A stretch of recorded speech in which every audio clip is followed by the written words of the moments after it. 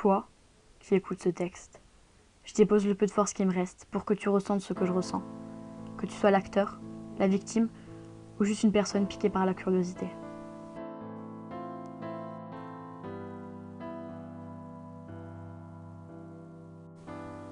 Il est si tard, je voudrais dormir, enfin fermer les yeux.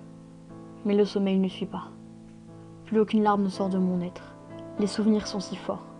Il faisait nuit et si froid. Qui aurait pu penser qu'il serait là, à attendre sagement que je prenne le chemin du retour vers la maison. Il m'a attrapé dans une ruelle sombre, me plaquant contre le mur, mettant sa main sur ma bouche. Il était si grand et il était si fort. Je me débattais pendant qu'il me criait de la fermer. Je me souviens de ses mains, parcourant mon corps, me serrant d'une façon qui me donnait la nausée.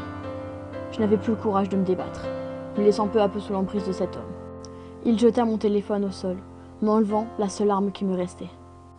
Ses lèvres, qui voyageaient sur tout mon corps d'une puissance inimaginable, parcourant mon cou et tout le reste de mes formes, me dégoûtent encore. Mes yeux rouges, s'embuaient de larmes, tout était flou. J'apercevais juste la lueur d'un unique lampadaire, et son ombre colossale au-dessus de moi. Et je me rappelle encore la façon dont il est parti, après avoir sali mon être et volé mon âme. Je me suis retrouvée seule, recroquevillée sur moi-même, à sangloter doucement, en espérant qu'il ne revienne pas.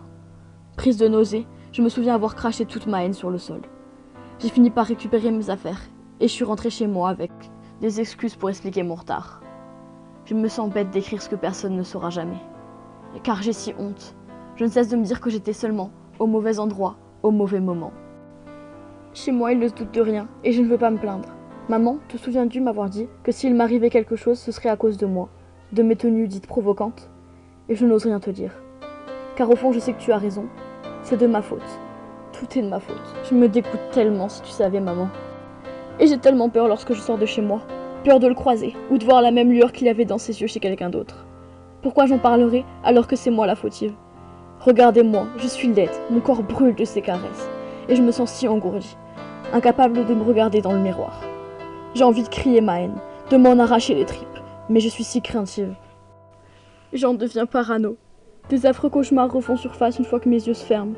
Le plus dur, c'est ce faux sourire que je dois afficher sans arrêt sur mon visage. À chaque fois que l'on m'effleure, j'ai des flashs de ses mains forçant sur mon corps. Il m'a enlevé cette partie de moi que je ne récupérerai jamais. Tout me revient en tête quand je m'y attends le moins, et papa ne comprend pas pourquoi je suis si renfermée. J'ai encore le souvenir de ses mains, serrant mes poignets, pendant que les premières larmes dépassaient la barrière de mes yeux. Mais je ne dis rien, et je meurs à petit feu intérieurement. J'ai sans cesse l'impression de pouvoir mourir. Il m'a donné l'impression de quitter mon corps, et je ne l'ai toujours pas récupéré. Ni maintenant, ni jamais. Et même si jamais je trouvais la force d'en parler, je n'ai absolument pas le courage de me battre. Dites-moi pourquoi il a fallu qu'il prenne une partie de moi. Pourquoi il a fallu qu'il s'en aille avec la seule chose qui devrait m'appartenir entièrement. Je me sens si fragile, j'ai l'impression que je vais tomber à n'importe quel moment. Et je ne cesse de me dire que cela ne changera plus jamais. Tout ça, c'est de ma faute et de la faute de cette personne qui était là, tapie dans l'ombre, à attendre que je m'approche. Et je me sens tellement triste à l'idée de dire que je peux même pas en parler. Je meurs à petit feu. Je ne sais pas comment faire pour m'en sortir. Peut-être serai-je comme ça jusqu'à la fin de mes jours.